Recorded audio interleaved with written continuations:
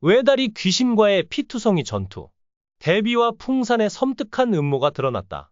궁궐은 여전히 어둠에 잠겨 있었고 달빛 아래 연못의 검은 기운은 점점 더 짙어졌다.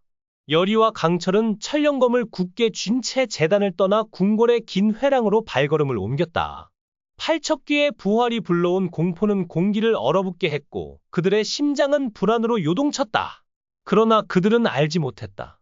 이 밤 또 다른 금단의 존재가 궁궐의 그림자 속에서 깨어났다는 것을. 멀리서 희미한 소리가 들려왔다. 툭툭툭 단조롭지만 섬뜩한 리듬, 마치 무언가가 한 발로 땅을 짚으며 뛰는 듯한 소리였다. 여리는 본능적으로 멈춰 서서 귀를 기울였다. 강철아, 들었어? 그녀의 목소리는 떨렸다. 강철은 눈을 가늘게 뜨며 회랑 끝에 어둠을 응시했다. 조심해. 무언가 다가오고 있어. 소리는 점점 가까워졌고 곧 그들은 그것을 보았다. 한쪽 다리만으로 깡충깡충 뛰며 다가오는 형체였다. 그것은 사람의 모습을 하고 있었지만 얼굴은 창백했고 한쪽 눈은 텅 빈 검은 구멍처럼 보였다. 단지귀, 한 발로 궁궐을 떠도는 저주받은 영혼이었다.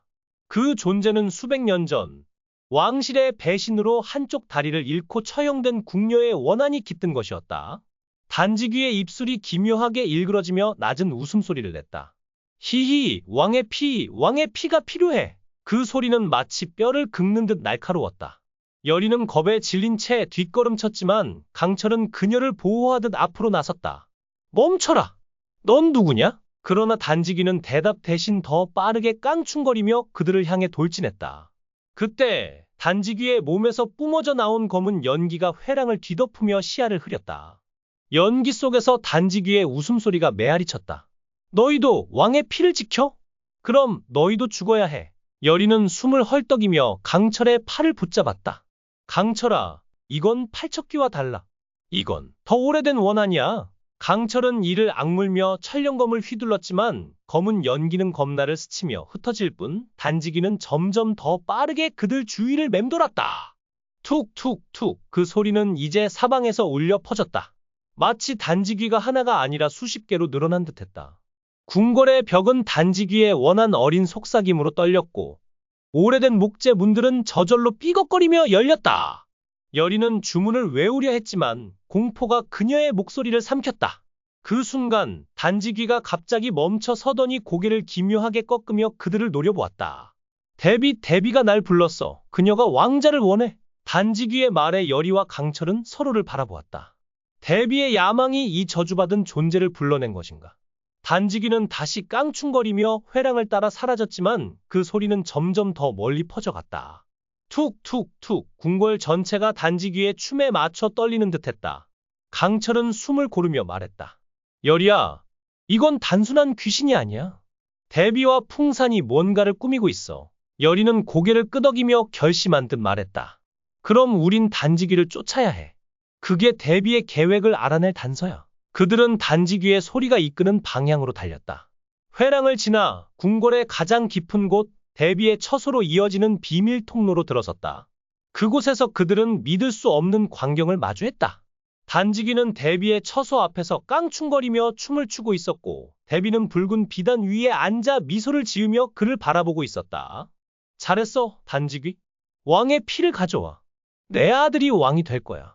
대비의 목소리는 차갑고도 단호했다. 그러나 단지귀는 갑자기 춤을 멈추고 대비를 향해 고개를 돌렸다. 왕의 피, 너도 왕의 피를 품고 있지. 단지귀의 목소리가 갑자기 낮아지며 섬뜩한 미소를 띄었다. 대비의 얼굴이 순간 굳어졌다. 뭐라? 감히?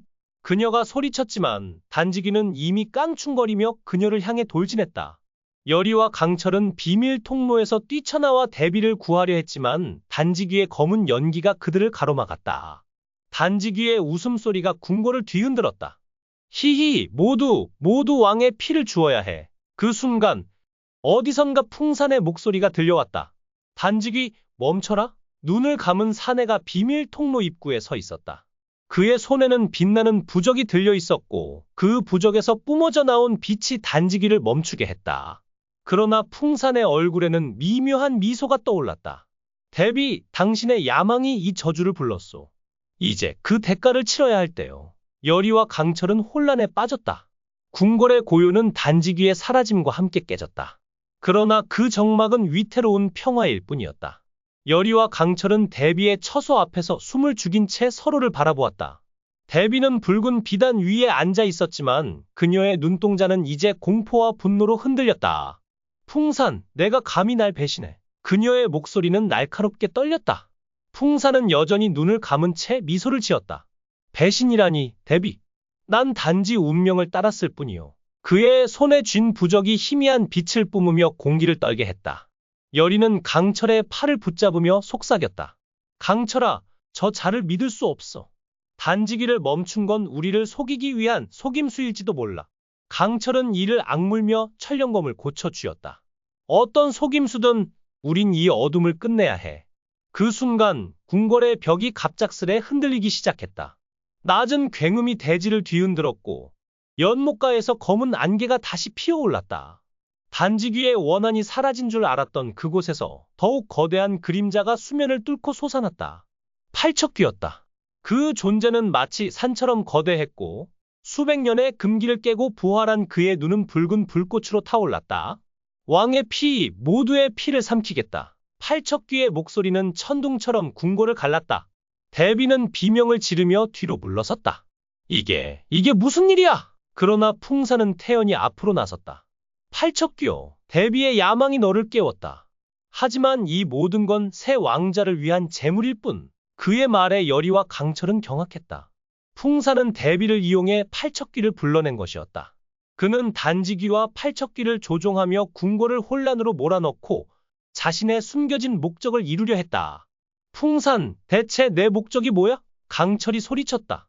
풍산은 천천히 눈을 떴다. 그의 눈동자는 놀랍게도 텅 비어 있었고 그 안에서 검은 연기가 소용돌이쳤다. 목적! 이 궁궐, 이 왕조, 모두 부서져야 새 시대가 열린다. 그의 목소리는 인간의 것이 아니었다. 여리는 숨을 삼키며 깨달았다. 풍사는 단순한 퇴마사가 아니었다. 그는 오래전 멸망한 왕조의 원혼과 계약을 맺은 자였다. 그때 팔척귀가 거대한 손을 뻗어 대비를 향해 돌진했다. 대비는 필사적으로 부적을 뿌렸지만 팔척귀의 힘 앞에선 소용없었다. 안 돼. 그녀의 비명이 허공을 갈랐다. 여리와 강철은 동시에 뛰어들어 철령검으로 팔척귀의 손을 베었다. 검에서 뿜어져 나온 빛이 팔척귀를 잠시 멈추게 했지만 그들의 힘만으로는 역부족이었다. 풍사는 그 광경을 바라보며 웃었다. 너희의 저항은 부질없다. 이 저주는 너희 모두를 집어삼킬 거야. 그러나 여리는 포기하지 않았다. 그녀는 가슴 깊은 곳에서 타오르는 결의를 끌어냈다. 강철아, 우린 운명을 바꿀 거야. 이 저주를 끝낼 거야. 그녀는 제단에서 배운 퇴마 주문을 외우기 시작했다.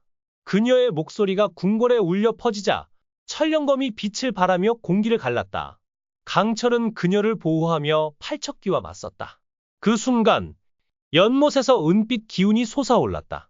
수살귀였다. 잊힌 존재로 남았던 그녀가 마지막 힘을 모아 나타난 것이다. 너희의 원한은 여기서 끝이다. 수살귀의 목소리가 팔척귀를 향해 메아리쳤다. 그녀는 자신의 영혼을 제물로 바치며 팔척귀를 연못 속으로 끌어들였다. 거대한 굉음과 함께 연못이 폭발하듯 터졌고 팔척귀는 검은 안개로 화해 사라졌다. 그러나 그 대가는 컸다. 수살귀도 영원히 소멸했다. 궁궐은 다시 고요로 돌아왔지만 대비는 충격으로 쓰러졌고 풍사는 어둠 속으로 사라졌다. 여리와 강철은 서로를 부둥켜 안으며 숨을 헐떡였다. 끝났어. 정말 끝난 거야. 여리가 속삭였다. 강철은 그녀를 꼭 끌어안으며 말했다. 아직 아니야. 풍산이 살아있다면 이 저주는 다시 돌아올 거야. 그들의 눈앞에는 폐허가 된 연못과 무너진 궁궐의 잔해가 펼쳐져 있었다. 멀리서 바람 속에 희미한 툭툭툭 소리가 들려왔다. 단지귀의 원한이 아직 살아있는 걸까? 아니면 새로운 저주가 깨어나려 하는 걸까? 궁궐의 그림자는 여전히 깊었고 그 안에서 어떤 어둠이 도사리고 있을지 아무도 알 수 없었다.